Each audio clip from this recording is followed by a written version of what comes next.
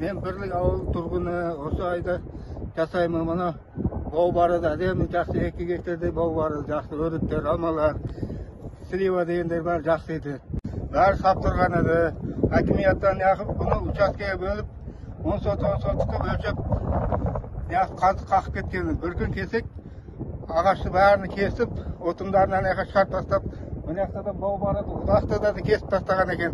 Біз осыны күніге кеп жүреміз жұмысқа. Бұл пісіп тұрған дарақты көкөтаймай, қанда бәрі кесіп тастаған еді бұл хакимият.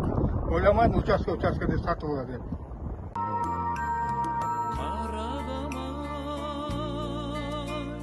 Сұлулық осындай болады екен, бір басқа армансыз қонады екен, адамдар өмірге қонады екен, шынымен бұл дүние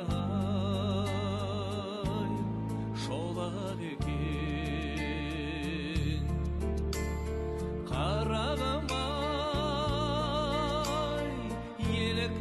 осылай жосады екен, жолыңнан сені кім тосады екен, бұл көңіл неліктен босады екен, бұл тағдыр сені кімге ай қосады екен.